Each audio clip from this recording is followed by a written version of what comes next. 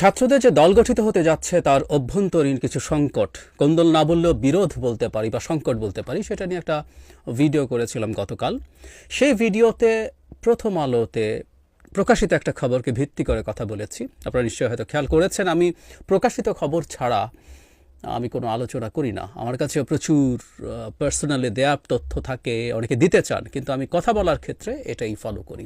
তো সেখানে সাবেক শিবির বলে একটা গ্রুপ বা বর্গের কথা ছিল এবং সেটা প্রসঙ্গে আমি কয়েকটা মন্তব্য করেছিলাম। সেটা নিয়ে সামহাউ আমি দেখিনি কেউ কেউ ফটো কার্ড বানিয়েছেন। আমি 2-3 রকমের ফটো কার্ড দেখলাম এবং সেগুলো কেউ শেয়ার করেছেন এবং সেগুলোতে আমার বক্তব্য কেউ সমর্থন করেছেন এবং কেউ এটাকে ক্রিটিক করেছেন। খুবই চমৎকার ব্যাপার, আমি খুবই পছন্দ করি। আমরা আসলে যে সমাজটা দেখতে চাই সেখানে আমরা তর্ক বিতর্ক করব, ডিবেট করব, কখনো ঝগড়াও হয়ে যাবে, কিন্তু আমরা সহাবস্থান করব। আমি যে ধরনের বাংলাদেশ, যে ধরনের উদার গণতান্ত্রিক বাংলাদেশ দেখতে চাই, তাতে এটা খুবই প্রিরিকুইজিট। কিন্তু আমার মনে হলো, যেহেতু ওখানে খুব অল্প কিছু কথা ছিল, এই সাবেক শিবির সম্পর্কে আমার কিছু অবস্থান বা কিছু প্রশ্ন রাদার আমি করতে চাই। এই প্রশ্নগুলোর জবাব আমি তাদের দিক থেকে আসা ভালো হবে, কিন্তু আমি জানি না তারা সেটা দেবেন কিনা বা আমার এই কথা তাদের পর্যন্ত পৌঁছবেন কিনা, বা পৌঁছলেও তারা সেই জবাব দেন কিনা, সেটা আসলে বিরাট প্রশ্ন। আমরা খেয়াল করি, গতকাল আমি প্রথম আলো থেকে পড়ে শুনিয়েছি, দৈনিক সমকালেও আজ একটা নিউজ এসছে যেখানে একই, যে তাদের দলের মধ্যে যে সংকট হচ্ছে সেই সংকটের কারণ হিসাবে বলছে, এখানে বলছে 4টা বলয় আছে। এর মধ্যে মানে সাবেক শিবির যে গ্রুপটা আছে তাদের সাথে বাকি 3টার সংঘাত আছে নেতৃত্ব নিয়ে। ইনফ্যাক্ট এই নেতৃত্বের সংঘাত অনেক কিছু সামনে নিয়ে এসছে এবং এটা আমাদের একটা খুব গুরুত্বপূর্ণ তথ্য দেবে, গুরুত্বপূর্ণ ইনসাইট দেবে যে আমাদের এই গণঅভ্যুত্থান আসলে কীভাবে ব্যর্থ হলো। আমি সেটা নিয়েও আলাদাভাবে কথা বলতে চাই, কিন্তু আজ শুধু সাবেক শিবির। তো এখানে সাবেক শিবির কথাটা আছে। আমি সেখানে বলেছিলাম সাবেক শিবির বলে কিছু নেই, শিবির সাবেক হয় না। আচ্ছা, একটু কারেকশন দিয়ে আজকে যেহেতু একটু ডিটেল বলবো, ওখানে আমার বক্তব্যের মাঝখানে খুব সামান্য কিছু কথা ছিল।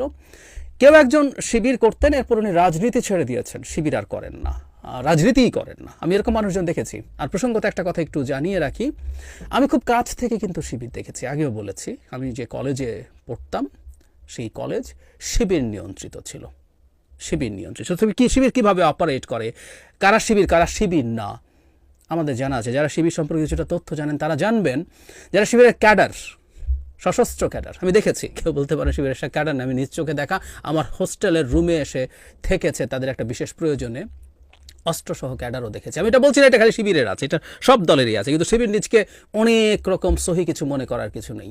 তো ওখানে দেখতাম অ্যাপারেন্টলি তারা কোনো পদেই নাই।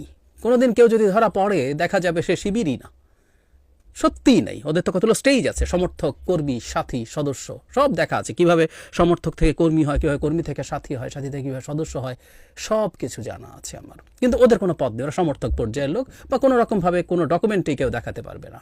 এবং আমি অবাক হয়ে দেখেছি, শিবির যখন নামাজ পড়ছেন অনেকে, এরকম ব্যাপারে অন্যকে মোটিভেট করছে, ক্যাডাররা এই ব্যাপারেও খুব বেশি মনোযোগী নন। ফলে যেটা দাঁড়াবে, তারা কেউ যদি ধরা পড়ে শিবির বলবে উনি তো আমাদের কেউ না, উনি তো শিবির করেন না। আমি এটা বলতে চেয়েছি, শিবির নানা ফর্মে অপারেট করে। এটা একেবারে আমার ইনহ্যান্ড এক্সপেরিয়েন্স, আপনাদের অনেকেরই জানা থাকতে পারে। যাই হোক, যেটা বলছিলাম, কেউ যদি রাজনীতি ছেড়ে দেয়, শিবির করতেন বা জামায়াত করতেন, রাজনীতি পুরো ছেড়ে দিয়েছেন, এরকম মানুষ আছে, আমি দেখেছি। সেরকম মানুষও তারা সেখান থেকে বেরিয়ে গেছেন, তারা শিবির থাকছেন, আমি তা বলছি না। কিন্তু একটা ঘটনা, যিনি এক্স শিবির বলছেন কিন্তু তিনি রাজনীতিতে আছেন ভেরি মাচ।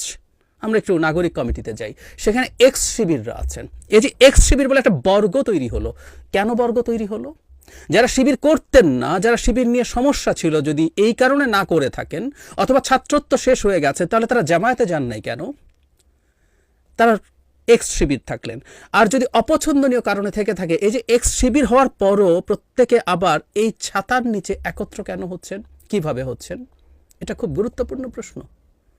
তাহলে তাদের কোনো একটা না কোনো আইডিওলজিক্যাল অবস্থান আছে, সেটা কি, সেটা কেমন, কেন তারা, কিসের ভিত্তিতে তারা একত্র হয়েছেন? কোনো একদিন যদি তাদের ভুল মনে হয়ে থাকে শিবির করা, সেই ভুল করেছি আমরা একসাথে, তাই আমরা এখনও একসাথে আছি, নাকি আমরা শিবির করতাম, এখন আমরা অন্য কোনোভাবে অপারেট করতে চাই? সেটাই ছিল আমার প্রশ্ন আসলে। সো যেসব শিবির এক্স বলছেন কিন্তু রাজনীতিতে আছেন এবং অত্যন্ত ইন্টিগ্রেটেড আছেন, একটা সাবগ্রুপ তৈরি করছেন একটা মানে দলের মধ্যে, সেটাকে ঠিক এক্স শিবির হালকাভাবে ছেড়ে দেওয়া উচিত বলে আমি মনে করি না। জামায়াত এভাবে অপারেট করে, আমরা আশপাশের অনেক মানুষকে দেখেছি, আমার দেখা আছে, ব্যক্তিগতভাবে বলছি, কেউ কেউ ফাইন্যান্স করেন শুধু। এবং এটা বিএনপি আওয়ামী লীগকে ফাইন্যান্স করার মতো না। বিএনপি আওয়ামী লীগকে অনেক সময় দেখা যায় ব্যবসায়ীরা ফাইন্যান্স করেন, এখানে ব্যবসায়িক সুবিধা নেবেন, কিন্তু আইডিওলজিক্যাল পয়েন্ট অফ ভিউ থেকে জামায়াত শিবিরকে ফাইন্যান্স করা মানুষজন আমি দেখেছি, আমার খুব কাছের মানুষও ছিলেন। তারা কোনো বেনিফিট নেবেন কোনো দিন, কারণ শিবির তো ক্ষমতায় আসতে যাচ্ছে না, জামায়াত ক্ষমতা আসতে যাচ্ছে না, তারপরও তারা করেন আইডিওলজিক্যাল অবস্থান থেকে, এবং তারাও আসলে অন্তর্গতভাবে জামায়াত বা শিবির। আমি এটা বলতে চাইছি, শুধু পদে থাকা না, পদে না থেকেও নানাভাবে আসলে জামায়াত শিবিরের পারপাস সার্ভ করার মতো মানুষ সমাজের বিভিন্ন জায়গায় আছে। এবং কেউ আমাকে ভুল বলতে পারেন, কিন্তু আমি মনে করি এটা জামায়াতের অভ্যন্তরীণ একটা কৌশল। তারা কখন আওয়ামী লীগে গেছেন, এটা নিয়ে আলোচনা সমালোচনা আছে। পদে গেছেন আওয়ামী লীগের, মানে আওয়ামী লীগের পদে যেতে হবে বাঁচার জন্য আওয়ামী লীগ থেকে। I don't by this argument, I don't by this. Awami লীগের পদে গেছেন আসলে তাদের কোনো না কোনো একটা কৌশলের অংশ হিসেবে, কারণ আওয়ামী লীগের বিরোধিতা করায় সমস্যা ছিল। আওয়ামী লীগের বিরোধী না হয়ে নিউট্রাল থাকলে কোনো সমস্যা হতে বলে আমি মনে করি না। সুতরাং রাজনীতি করতে পারি না শিবির বা ছাত্রদল বা আর কোনো রাজনীতি করতে পারি না, আমি নিউট্রাল ছাত্রের মতো আছি, সেটা একটা ব্যাপার। আর আমি কি আওয়ামী লীগ করছি, শেখ হাসিনার পচা নোংরা আওয়ামী লীগ, এটা বিভৎস, এটা অসভ্যতা। কিন্তু এটাও শিবির করেছে তার কৌশলের অংশ হিসেবে, এটা প্রকাশ্যভাবে তারা এটা জানিয়েছেন আমাদেরকে। সুতরাং শিবিরের নানা রকম কৌশল আছে, এই কৌশলগুলো আমরা পছন্দ করতে পারি না পারি সেটা আমাদের ব্যাপার, এবং এই কৌশলগুলো দিয়ে তারা আমাদের সামনে বিভিন্ন ফর্মে বিভিন্ন ফরম্যাটে তারা আসলে কাজ করার চেষ্টা করেন বলে আমি মনে করি। সুতরাং এই যে এক্স শিবির যে বর্গটা তৈরি হয়েছে, বিশেষ করে জাতীয় নাগরিক কমিটির ক্ষেত্রে, এটা এক্স শিবির, এরা শিবিরই, এরা এখন জামাতেও যায়নি, এরা এখন একটা নতুন রাজনৈতিক দল হয়েছে। এবং আমি খেয়াল করছি যে এদেরকে কেন্দ্র করেই যাবতীয় সংকট এখন রয়েছে, কার হাতে মূলত এই নতুন দলটা নিয়ন্ত্রণ থাকবে। নিজের এই দল, সাথে প্রক্সি দল, সাথে ওই বি টিম, সি টিম, নানা রকম চেষ্টা তাদের রাজনৈতিক কৌশল হিসেবে থাকতে পারে। এবং আমি একটা জিনিস এটাও মনে করি, খুব সিরিয়াসলি মনে করি, সেটা হচ্ছে, বিশ্বাস করি এটা কোনো একটা দল তার এরকম B team, C team, proxy গণতান্ত্রিক পন্থায় যদি রাখতে চায়, এটাও একটা গণতান্ত্রিক পন্থা, তাতে আমি সমস্যা দেখি না। জামাত যদি আরও এরকম অনেকগুলো দল তৈরি করতে থাকে, যেগুলো বিভিন্ন ফরম্যাটে আদতে তার আদর্শের সাথে অ্যালাইন্ড হবে, কাজ করবে, সেটা যতক্ষণ গণতান্ত্রিক রীতিনীতির মধ্যে থাকে সেটা হতে পারে। কিন্তু আমরা আবার যারা এগুলো দূর থেকে অবজার্ভ করি, কথা বলি, অ্যানালিসিস করি, ক্রিটিক করি, তাদের ওই রাইটটাও থাকা দরকার আছে। সুতরাং এই জিনিসটা স্পষ্ট হওয়া ভালো। আমাদের সমালোচনার জায়গা হচ্ছে ডিসগাইজটা সমালোচনার ব্যাপার, এটা খুব বাজে জিনিস। যেমন এই সরকারকেও আমরা যখন মনে করছি যে সরকারের থেকে কেউ এই সরকার এই নতুন দল তৈরির পেছনে কাজ করছে, এটা ডিসগাইজ, এটা খুব বাজে, এটা মুনাফেকি, ইসলামের ভাষায় মুনাফেকি। জিয়ার সাথে আমি আগে একটা ডিটেইল ভিডিও করেছিলাম, প্রায় জিয়া কিংস পার্টি করেছে, যখনই স্টুডেন্টদের কিংস পার্টির কথা আসে তখন আমি একটা কথা বলতাম যে ঘোষণা দিয়ে করেছেন। সো এই সরকার কি ঘোষণা দিচ্ছে যে তারা একটা কিংস পার্টি করছেন? ঘোষণা দিক, তারপর করুক, তারপর অন্যান্য দল এই সরকারের সাথে কিভাবে ডিল করবে, নেগোশিয়েট করবে বা কমব্যাট করবে, সেটা তাদের ব্যাপার, তাদের সিদ্ধান্ত, তারা প্রকাশ্যভাবে দেখে শুনে বুঝে ডিসাইড করবে। ঠিক একইভাবে শিবির, এক্স শিবির, তারা যদি তাদের এই জায়গাটা ক্লিয়ার করে কথা বলতে তাহলে ভালো হতো, কিন্তু তাদের কর্মসূচি কর্মকাণ্ড দেখে আমরা বুঝতে পারি আদতে কী হতে যাচ্ছে। আর ওই যে শুরুতে বলেছিলাম, আমি প্রকাশিত সংবাদ ছাড়া কথা বলি না, কিন্তু ওই যে খবর তো আসে, এসব দলে যারা আছেন, যারা এই দল তৈরি করার কাজ করছেন, তাদের সাথে যোগাযোগ অনেকের সাথেই আছে। সুতরাং আমরা আসলে ব্যাপারগুলো আরও ভালোভাবে, আরও বিস্তারিতভাবেই জানি। যাই হোক, আমি আমার বক্তব্যটা ক্লিয়ার করতে চাইলাম, আমি এখনও আমার বক্তব্যে স্টিক করছি। এক্স শিবির যারা, অন্তত এই একটু ক্লিয়ার করে নেওয়া ভালো, কারণ আমার ওইটুকু বক্তব্যের মধ্যে ওই সময় আরেকটা ভিডিওর একটা ছোট অংশ ছিল, এটুকু ক্লিয়ার করা যে এক্স শিবির আছেন কিন্তু রাজনীতিতে আছেন এবং তারা একটা বর্গ হিসেবে আছেন, সেটা আদতে Shibir. Damn confident about that.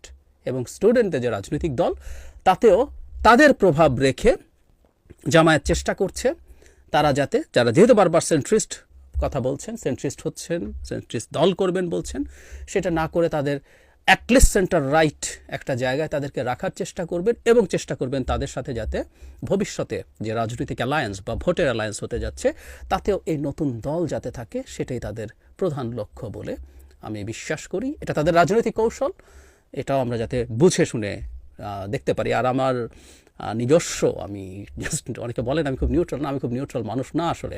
আমি অনেকবার বলেছি, আমি আবার ওইটুকু বলে শেষ করে আমার একটা জায়গা আছে, কোনো পরিচয়বাদী রাজনীতি আমি এন্ডোর্স করি না, কোনো না। দেখিয়েছিও, বাঙালি পরিচয়বাদের বিরুদ্ধে আমি কথা বলেছি, লিখেছি, প্রথমত ডিটেইলড বিস্তারিত দীর্ঘ কলাম লিখেছি।